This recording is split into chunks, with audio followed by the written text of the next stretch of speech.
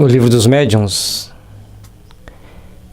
Allan Kardec, o Espiritismo Experimental, o Livro dos Médiuns, o Guia dos Médiuns e dos Evocadores.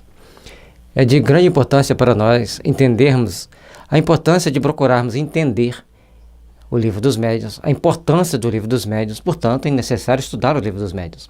Nós trazemos nesses nossos estudos uma singela colaboração, como vocês podem ver, eles estão distribuídos em playlists. Vocês podem olhar no nosso site kardecespiritismo.com.br, está lá o Livro dos Médiuns e vem ele em filmes. E mais tarde a gente vai colocar o Livro dos Médiuns também em textos. Então, aí vai estar em obras básicas, o Livro dos Médiuns. Mais tarde, no site, nós vamos fazer um filme mostrando como caminhar por dentro do site, porque ele tem muitas informações e não tem jeito de a gente colocar tudo da primeira página. Então, no filme, a gente vai fazer uma série de abordagens para que facilite vocês acharem. Mas no nosso canal, vocês podem procurar Gelson, o Livro dos Médiuns, PL. O PL é de playlist, que é uma lista de filmes sobre um determinado assunto. E o Livro dos Médiuns está todo lá por capítulo. Se você ir ao capítulo, vem a PL e um número, que classifica aquela lista de playlist, qual a ordem dela na lista. Só que no YouTube, quando você busca, vai vir aqueles mais assistidos, que são os mais antigos. Então, no site vai estar na ordem certinha de cada playlist, na ordem cronológica e na ordem crescente. Cada playlist é composta de um capítulo. Então, 2P, segunda parte, 1P, primeira parte, capítulo X, capítulo 1, 2, 3, 4, para facilitar o estudo. Então, aqui no capítulo 14, dos médiuns. Esse serzinho complicado que dá tanto trabalho para os dirigentes espíritos e também para a espiritualidade, porque nós, os médiuns, seja em qual tipo de mediunidade a pessoa apresenta, ele já vem para a Terra com um conjunto de complexos. E para que ele consiga superar todas as egrégoras existentes sobre a não comunicabilidade dos espíritos, a não existência da reencarnação, isso forma um conjunto de padrões mentais cristalizados, difícil da gente romper.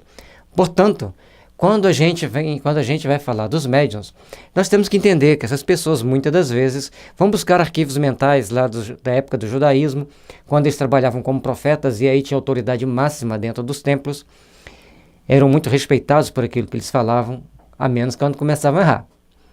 Os profetas eram médiuns, cada um com a sua especificidade, que eram,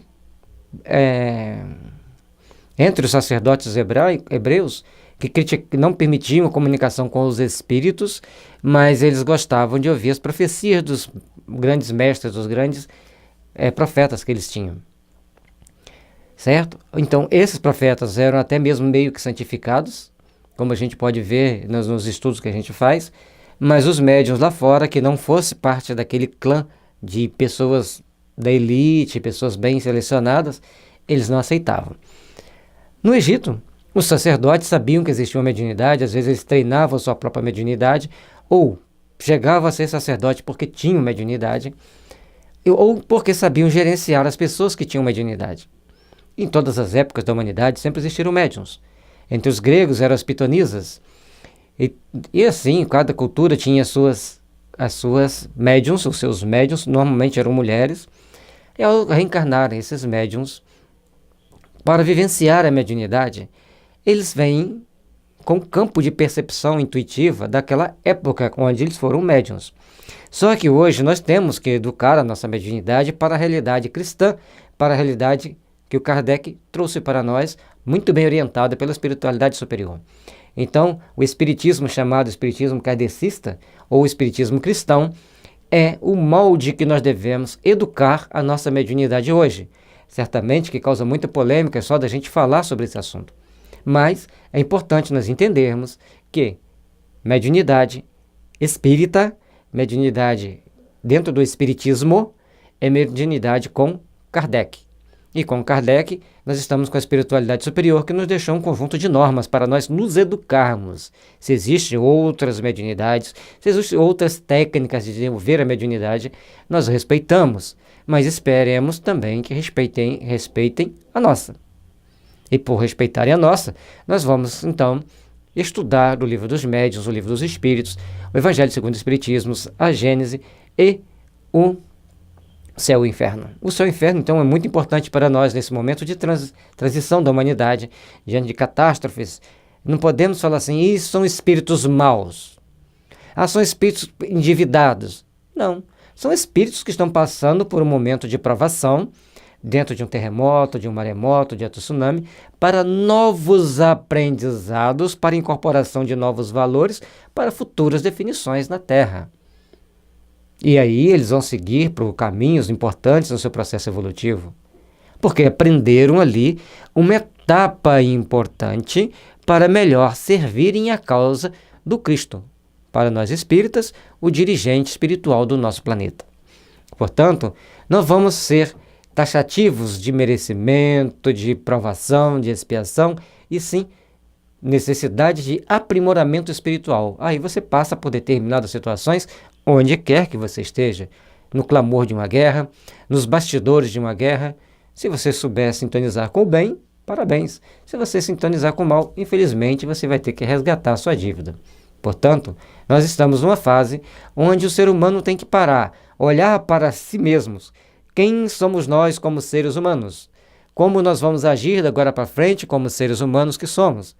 Bom, a partir desse ponto, a partir desse momento que a gente faz essas conjecturas, nós, diante do livro Céu e Inferno, nós vamos ter um conjunto de dados, um conjunto de informação, um conjunto de técnicas para melhor agirmos perante a nossa própria consciência e sabermos que nós temos prestar contas a Deus através do infalível mecanismo da consciência. Portanto, todos nós que estamos na Terra, estamos aqui para passarmos por processos de aprendizado, de aprimoramento íntimo, para melhor servirmos a causa do Cristo. Não importa se você já foi no passado um xamã, um runa, ou um sacerdote druida, sacerdote egípcio, um profeta hebraico, um mestre indiano. Aí, ou entra a cultura chinesa, não sei qual o nome que dava, mas um líder espiritual entra na China, no Japão. Mas hoje você está no Brasil, hoje você tem que educar a sua mediunidade segundo os princípios estabelecidos pela espiritualidade superior que gerencia o futuro da Terra. E isso foi muito bem trazido para nós através da gerência inconfundível do senhor professor Hipólito Leon Denis Arrivaio. Denis Arrivaio era um grande educador, uma pessoa que tinha grandes conhecimentos em várias áreas, e ao saber das mesas girantes, então ele procura saber o que eram essas mesas girantes, mesas falantes, o que poderia ser isso, e vê um componente sério, ético e moral presentes naquelas comunicações. A partir dali, ele, junto com uma equipe, desenvolve uma série de técnicas para chegar ao aprimoramento dessas comunicações. Essas comunicações, então, mais aprimoradas, mais sérias, buscando a essência do ensinamento que seria útil para a humanidade, ele traz, então, 5 livros que compõem a codificação: o Livro dos Espíritos, o Evangelho segundo o Espiritismo, o Livro dos Médiuns, a Gênese e o Céu e o Inferno. Além do que é o Espiritismo, e após a sua morte foi publicada obras póstumas. Então, esse conjunto aí já se torna 7 livros que trazem para nós bases importantes para refletirmos. O que nós estamos fazendo aqui? Por que nós estamos aqui na Terra? Qual o objetivo de estarmos aqui? Qual o padrão que nos move à existência espiritual para melhor servirmos a causa do bem, a causa do Cristo? Portanto, precisamos estar atentos ao conjunto de ações que nós vamos tomar frente ao nosso dia a dia, diante das casas espíritas, diante da nossa sociedade, diante da nossa comunidade, perante a nossa cidade e nosso país. Porque todos nós, independente de qual função que você exerça, você é uma peça importante na obra da criação. Portanto, Jesus diz: eu sou como aquele pastor, ou meu pai é como aquele pastor, que tendo 100 ovelhas, uma se perdendo, ele deixa ali as 99 e vai procurar a que se perdeu. Portanto, você é uma obra importante na criação. Valorize-se.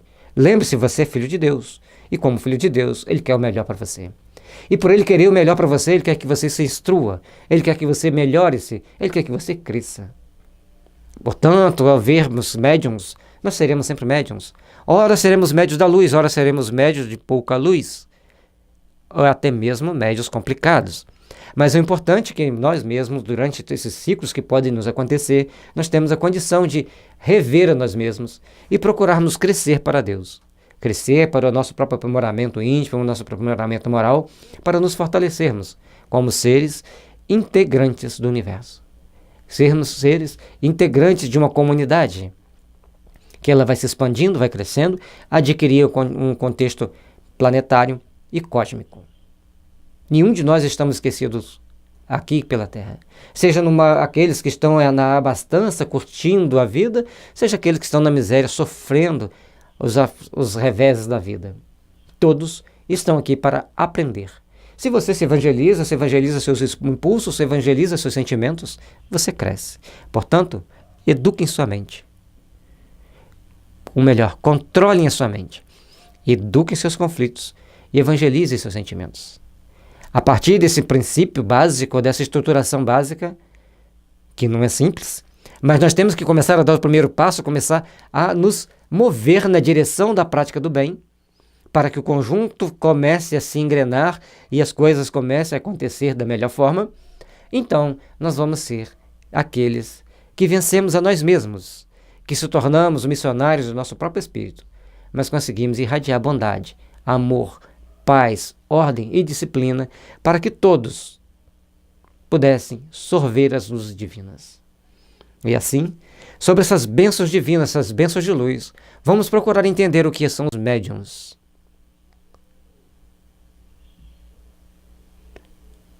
E assim, dos médiuns de efeitos físicos, pessoas elétricas, médiuns sensitivos ou impressionáveis, médiuns audientes, médiuns falantes, médiuns videntes, médiuns sonambúlicos, médiuns curadores, médiuns pneumatógrafos. Dentre todas essas mediunidades, qual eu estarei seguindo? Dentro de todas essas mediunidades, qual eu possuo? E qual a minha função dentro do meio onde eu estou inserido para ajudar a todos a se melhorarem? Porque a mediunidade é uma ferramenta divina para que o espírito consiga se tornar cada vez melhor. Essa é a proposta. Isso é o que Kardec nos trouxe. Para que sobre as suas bênçãos e as bênçãos de Jesus possamos elevar nossos sentimentos ao Pai e clamar a Ele a sabedoria para podermos agir da melhor forma possível. E com esse conjunto de forças que somos imbuídos pelos bons espíritos que gerenciam as obras do bem na Terra, nós podemos realizar o melhor.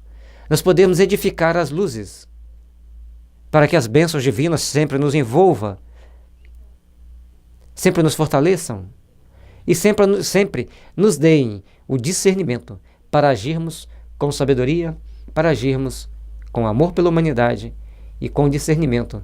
Porque, como disse Jesus, nos momentos finais da transição, até os eleitos poderão ser enganados. E para que não sejamos enganados, estejamos preparados, estudando para melhor discernirmos. Nem tudo que reluz é ouro, disse o brocado popular. Da mesma forma, nem todos os espíritos que se parecem tão bons, ou que se propalam tão bons, ou que a mídia mostra grandes resultados, isso realmente o são. O que vai definir o verdadeiro cristão é a sua bondade.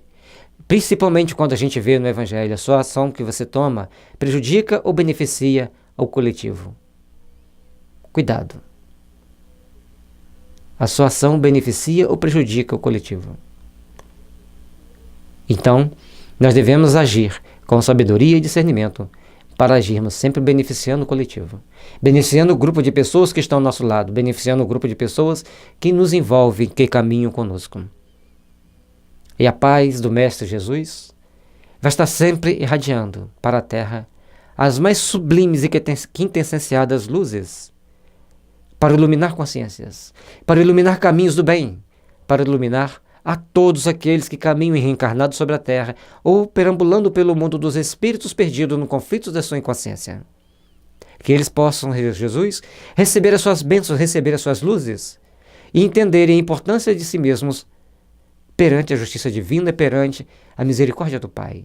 E ao entenderem essas bênçãos de Deus, possam trilhar, caminhando seguro, na direção da humanidade, de luz, que reside nos planos sublimes da Terra, amparando-nos, intuindo-nos, iluminando-nos. Ó Jesus, acende a luz do amor e da misericórdia nos corações humanos. Jesus, abençoa-nos, Senhor. Jesus, ilumine-nos, Senhor. Jesus, ampare-nos, Senhor. Que as bênçãos divinas possam envolver todos os lares, todas as casas espíritas, todos os templos religiosos, para que ali reine a paz, o entendimento e a harmonia, para que a sintonia com a espiritualidade superior possa reinar em todos esses ambientes, trazendo esclarecimentos para a mente humana, trazendo paz e fraternidade para todos os corações.